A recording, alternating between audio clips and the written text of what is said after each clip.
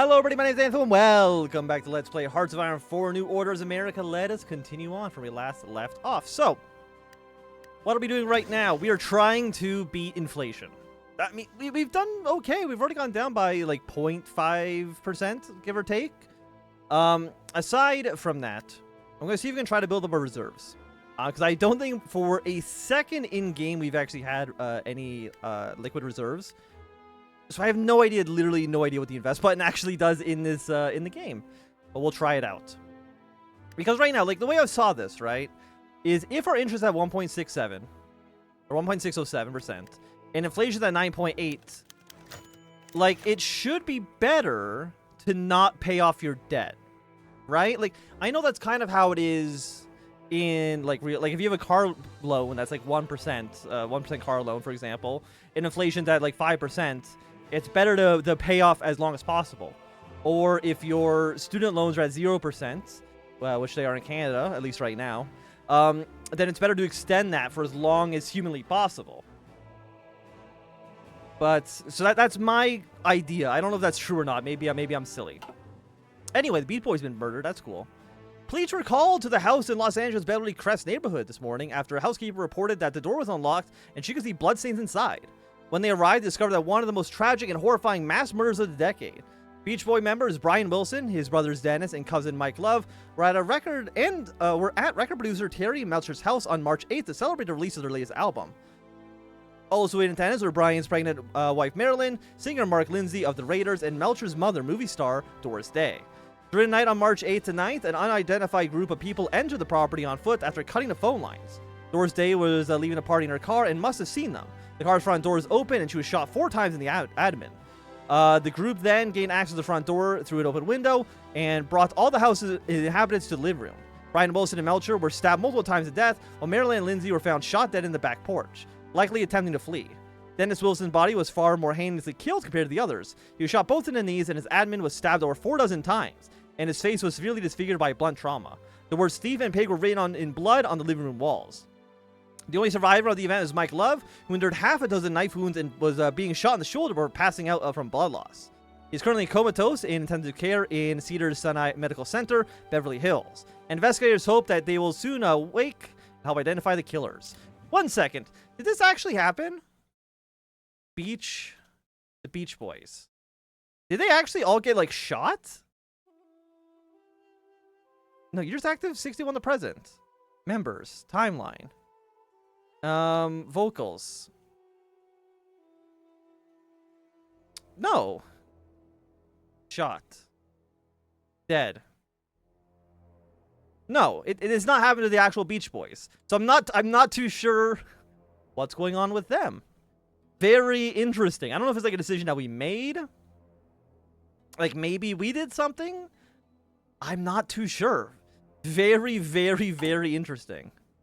What else do we have here? Hey, we can fight against poverty. Hey, monthly poverty. Yeah, cool. Yeah. We'll do this.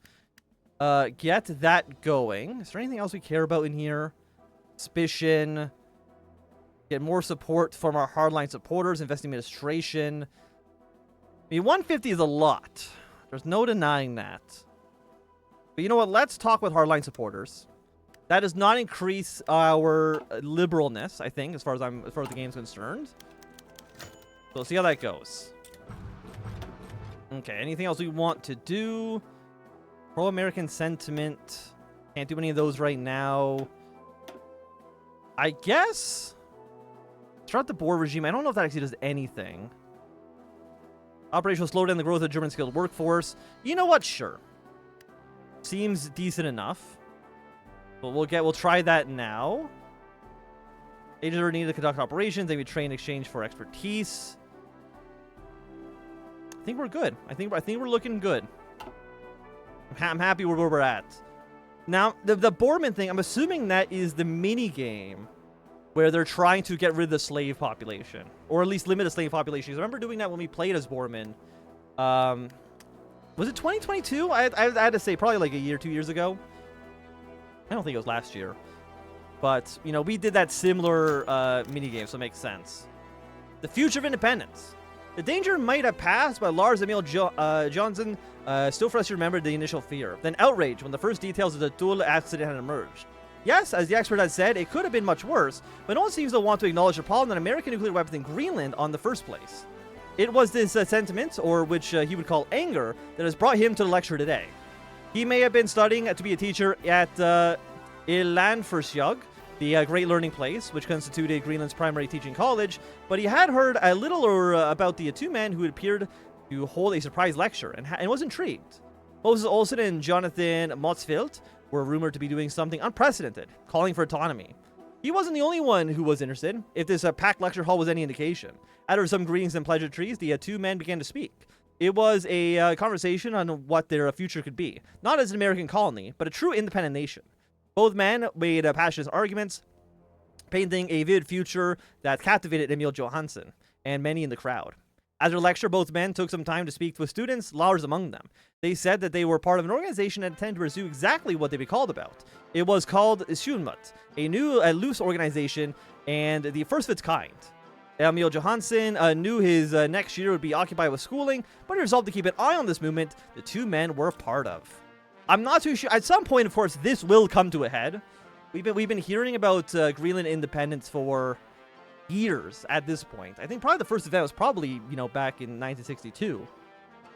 We've been hearing about it the entire time, so it is probably inevitable that something will come about. I just don't know what it'll be. Operation Success. Stabilize Iberia. Sounds great. Because again, if Iberia can align with us, if they can join the OFN, it would be spectacular. Now, I don't think we've got an update, at least not yet, regarding the French troop passage. It might have happened, it might not have happened. Is there any, modifiers any of these people have? Not that I can see. Do you have any modifiers? Military administration, no. You don't got anything either. So, I have to imagine, then, that, that maybe they didn't get through? Not too sure. One book that enjoyed overwhelming success during the anti-war years was Kurt Vonnegut's classic, Slaughterhouse-Five. The book's protagonist, Billy Pilgrim, is captured by the Wehrmacht during the defense of Scotland and is held in a slaughterhouse in southeast London. Billy is a poorly trained soldier who had come to dislike war, refusing to fight for his country. During the Allied bombing of the city, his acquaintance and fellow soldier Roland Weary dies of infection, and shortly before his demise, he blames his death on Billy. Billy escapes the slaughterhouse, and the novel proceeds to his near-death experience in a plane crash, where he was abducted by aliens. These aliens, the Trafalmordians, taught Billy their outlook on life, death, and fate, causing Billy to become an orator. Critics condemned this disorderly structure of the book, but praised its very clear anti-war message. Many readers appreciated the way Vonnegut included his own war experiences in the novel, quickly making the book a bestseller. The book itself is printed in multiple European languages, but has been banned throughout Europe shortly after its publication. Through the book's anti-war message, one can see Vonnegut's disdain for the Reich and the Japanese. So it goes. I've never read Slaughterhouse-Five. Does he actually get captured by aliens? Is that actually what happens in that book? I might have to read it. if that's the case. That sounds kind of crazy. You want champion American victories as well? I don't see a reason not to, at least right now. I'll spend the points on that. Denounce Japanese imperialism. Do any of you give me any nice bonuses today? 10% political power gain would be 0.3 for 42 days. Which is not, it's 0.3 roughly. Which would nowhere near pay for itself. And then you get 5% more. I don't think it's worth the 100 political power. At least not right now. I think for the rest of you, we're okay. East Southern Fears, campaign where we haven't. You know what? I will do this. Seems okay. We're still seen as a champion of social justice. We're still seen as a fervent union supporter. But right now, we're not seen as equal in the eyes of the right wing. So we're still progressive. Just not. You know what? Do not press it. I was going to press this. But no, we need to save our political power in order to potentially swing either the nationalists, Republicans, or the Democrats. Somebody to support the bill. Because right now, how many senators do we have?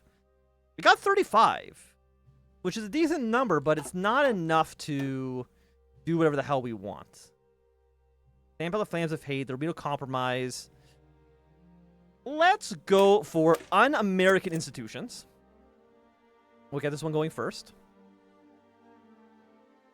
Because it might not cause us any political power. And again, I want to save this up. So we'll probably do un-American institutions, followed by an American unculture, which allows us to save up enough political power, so we can probably do Social Security Act. Again, it's 100 to influence in any way. So we need to worry about that first. Anything we care about in here? Korean resistance. Genuinely, I honestly don't know what the hell these actually even do. You know, let's aid Hawaiian freedom fighters.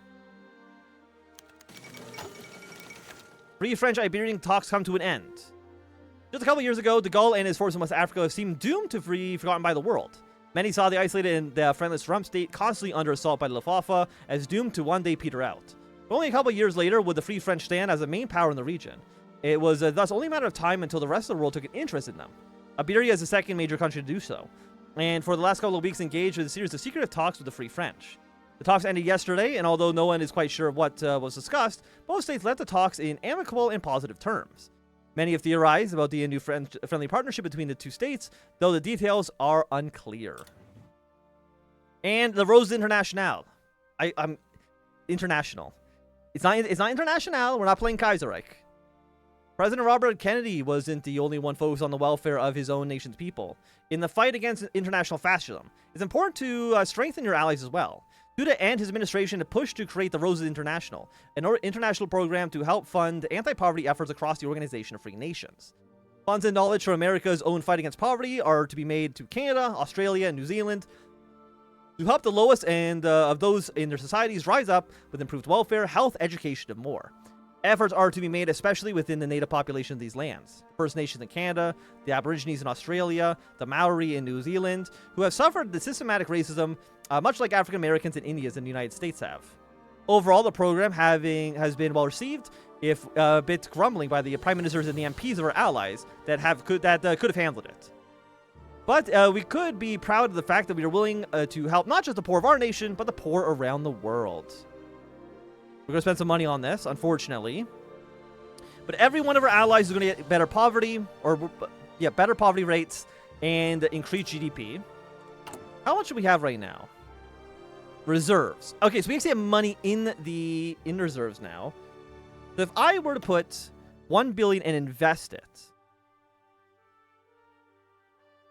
economic surplus, 91 days.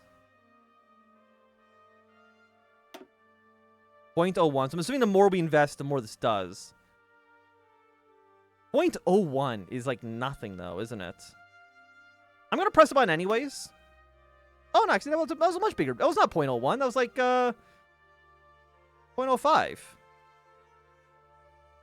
0.01 for country modifiers.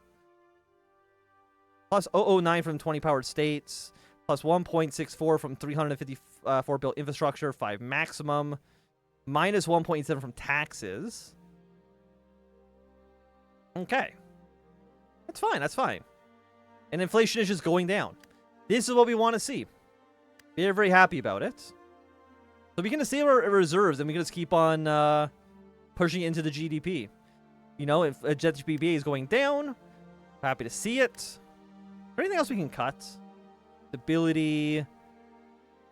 Efficiency. I mean, we could cut all of these like nothing, but it doesn't really seem to be. Maybe it doesn't seem like something that RFK would actually want to do. Seems against his plans here. And you don't do anything for us. At least right now. You know what else we could do? I kind of completely forgot about this. We could go to Tokyo. We can try to get back Hawaii and the treaty ports. Feed the beast. Building slots. Increases workday, policy efficiency. Rosie the radio operator. Reclamation impending. Okay, so I think we'll do on the Tokyo probably next episode. Because we still got to finish you up. But I think, what else we have? Reagan Hoover in. Those who work forces. I guess we'll try to rein the FBI. Reclamation impending. Looking at a world map, one would be forgotten or forgiven for thinking that the French spirit has been extinguished, utterly submitted to the Nazi jackboot that now rests over Europe. All that remains visible to the once victor of the Great War is a series of territories in West Africa, loosely linked to Paris by a hastily added legend, France. Looking at the port of Dakar, however, one would result in a different story entirely. Across the glittering sea floats vessels of all types, frigates, corvettes, and destroyers nearly 30 or 40 years old, still jury-rigged to work by sheer determination, alongside modern ships fresh from the dockyards of the New World. United in a common cause to sail one last time. Across the coast of Africa, through the Straits of Gibraltar, back to the Mediterranean, and onto the south of France. Defeatists may call this determination romantic folly, or a stubborn ignorance of reality. However, to the troops drilling in an ad hoc camps, ranging from the grizzled 50-year-old veteran to the fresh-faced volunteer that sailed across the fastest of the Atlantic to liberate his blood's home soil, there's only one name for that. In just under 1 month, will surely be the greatest adventure of their lifetime. Reclamation. Oh, sorry, I did not talk about Fog of War yet. So are they going to, like, invade? Like, do they get, like, a little territory down here and they get to, like, declare war on everybody? I'm not too sure. I'm not too sure exactly how it'll work for them. Because it says they're going through the Mediterranean. They're invading southern France. So I don't know. Again, I don't know if they're aiding the French resistance, who are liberals. If they're aiding the fascist here. Again, I'm pretty sure this is pro-French fascist. And the battle for Eastern Russia. Interesting news had landed on the president's desk this morning. After years of preparation from the regional level states in the Russian anarchy, the Central Siberian Federation in the Central Siberian region, and a far eastern Soviet Social Republic in the Russian Far East had declared war on each other. The outcome of this war will most likely determine the successor on one half of the former Soviet Union, and as such, it is of great importance that we support the state which is friendly to America in the OFN. While we may see potential ends with each different country, advisors are suggesting a course of action be taken soon in order to best improve our chances of making a difference in the conflict. Director of the CIA has assured the president that their men are standing by and have a multitude of options to assist each nation. Whatever the case is, the president eventually stands up, clears his throat, and makes a decision. Well, again, you are literally in a Japanese sphere of influence. You are in nobody's sphere of influence, but I have been giving you a shit ton of money. So yeah, we will. I think the Far Eastern Soviet Social Republic would be a better contender for our support. And does that give us a new bonus here? Invest in Novosibirsk. Give them some more support here. I'm not too sure exactly what that does, because there's no new choices for us. But Operation Success, unrest in the Hawaiian Islands. Well, let's probably some more technical support for the Far East. Do we know how many men that they have? They have good relations with India. They have good relations with other. How do relations with us? Plus 15. Different ideology. Open diplomatic relations. Are you socialist? Oh, they are socialist. Okay.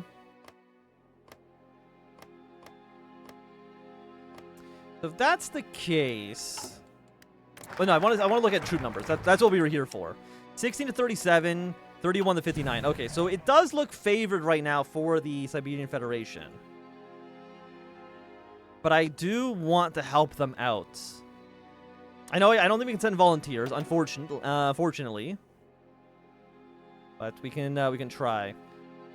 You know what? Let's also do the American Uncultured. Let's just get the first level of all these basic ones done. And then, you know what? If we're lucky... I'm going to say lucky. I don't know how lucky we'd actually be. Actually, no. Because I was going to say it'd be nice if Western Siberian invaded Central Siberia. But I don't think that's how this works. Because I'm pretty sure, going back to when we played as the anarchist, every section of Russia has its own area, right? There's West, Central, and Far East. So I'm pretty sure West Siberia needs to reclaim this territory before they can move into Central Siberia. Operations, again, this is for Germany. I don't care about that too much. And again, I don't want to invest in Novosibirsk. That doesn't do anything for us. American assist in military drilling. Provide enemy intel. So I guess actually maybe this is the new stuff that we can do for them. But our budget is going down. We are spending a lot of money. We might need to increase our budget at some point. How are you guys doing, by the way? Still 4081. Looking good. Looking good. And the many heads of the Hydra. Prevailing winds of American politics blow in a direction of progressivism, but not all those in the government are prepared to join the president's righteous crusade against injustice. Plenty of ancient old toads from the less enlightened administration's populate America's labyrinth institutions, slagging off their new bosses while never failing to collect their paycheck every week. It's all time our enemies in government learn not to bite the hand that feeds them. There are plenty to go after, but Hoover and the FBI stand out as the first unruly mutt to be brought to heel, no matter the cost. All traces of reactionary dissent must be purged from the government so that nothing and no one stands in the way of justice for all Americans. But I will say with that, it's a pretty good time for us to end this episode, so if you have enjoyed my thumbs up, then not enjoy, you can always thumb down. You want to see more, subscribe, and goodbye.